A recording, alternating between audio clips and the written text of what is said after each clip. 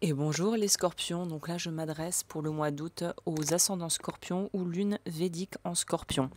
Donc ici on voit qu'août,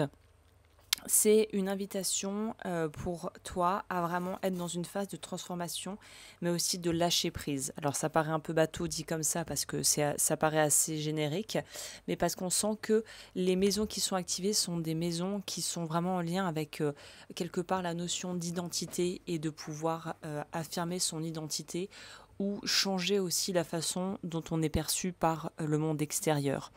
Les maisons activées, ça va être la 8 pour toi dans ton thème, la 3 et la 11. La maison 8, c'est ta maison normalement en astrologie, c'est-à-dire que c'est ce qui va représenter le scorpion, la métamorphose donc, parfois des secrets qui sont révélés ou cachés, des ressources qui sont partagées ou pas. C'est aussi une maison qui parle de pouvoir personnel, de pouvoir guérir, d'avoir les ressources pour surmonter les défis. C'est un mois où tu es poussé à accepter les cycles naturels de mort et de renaissance dans ta vie. La maison 3, c'est la maison des communications, c'est la maison des déplacements, des échanges par exemple de conversations dans le quotidien. Et ça t'encourage à être clair dans ce que tu dis et à cultiver des relations où il y a une certaine forme de dynamique qui te construit, qui te nourrit, qui te stimule.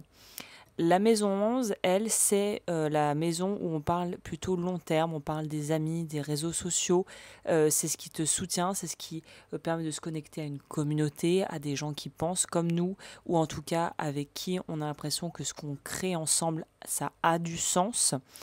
Et dans ton ciel, les constellations lunaires qui en astrovédique s'appellent les nakshatras, toi, il y en a trois qui s'activent et qui vont te permettre d'activer et de t'apporter plus de finesse. C'est un peu ça aussi les énergies d'août, c'est aller plus en finesse, c'est s'adapter tout en restant autonome, ça aide à traverser plus sereinement en fait les phases de transformation avec plus de confiance. Donc j'ai envie de te dire que toi, ce mois-ci, on est vraiment dans un mois où tu peux prendre le temps d'écouter plus tes besoins, de te libérer des attachements qui te freinent et de te rapprocher des personnes qui partagent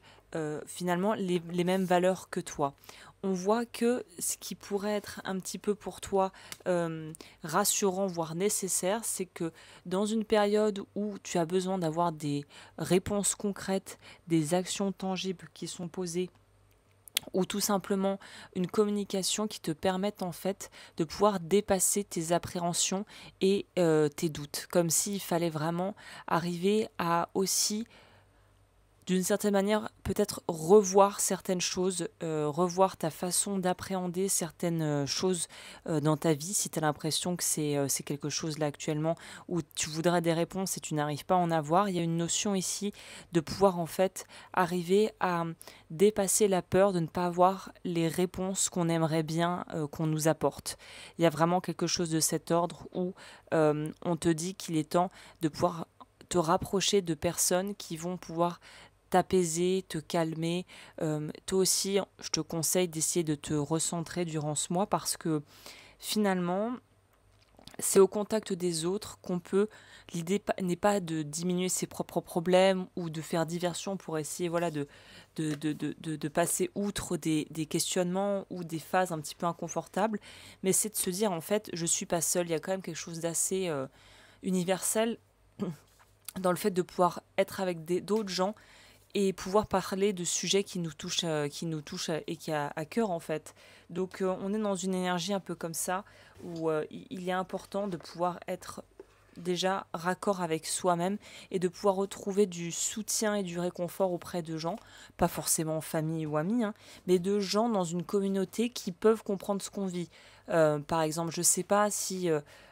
tu es enceinte, tu viens d'apprendre que tu vas avoir des jumeaux, peut-être que rejoindre une communauté de femmes sur Internet ou en vrai, hein, il y a des groupes de parole, des choses comme ça, ou de pouvoir parler avec des gens dans ton entourage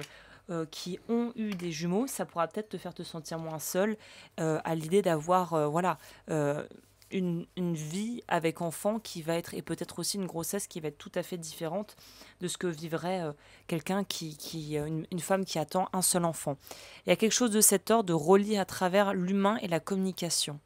Pardon, je la vois enrouée. Ce qu'il faut que tu évites, c'est de te laisser submerger par des émotions trop intenses, ou c'est aussi une période où des peurs anciennes, en astrologie védique, ils sont quand même assez ouverts à ça, assez finalement précurseurs de ce qu'on voit maintenant en psychologie moderne.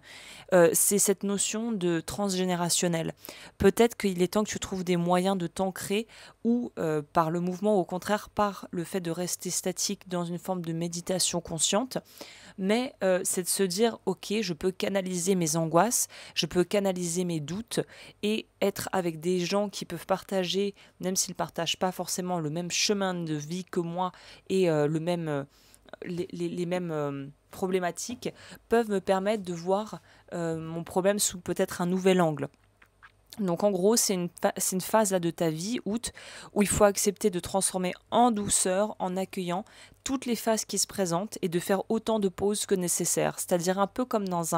une, une rando, ou un espèce de marathon, un triathlon où il y a plusieurs types d'activités. C'est de se dire, il faut respecter le corps, il faut respecter le cycle de ton corps, et si tu as besoin de faire une pause, bah fais une pause. Il y a une notion de suivre petit à petit les étapes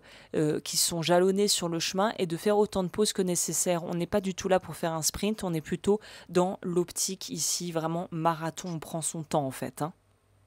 Donc voilà, bah écoute, je crois que j'ai fait le résumé de ton mois d'août.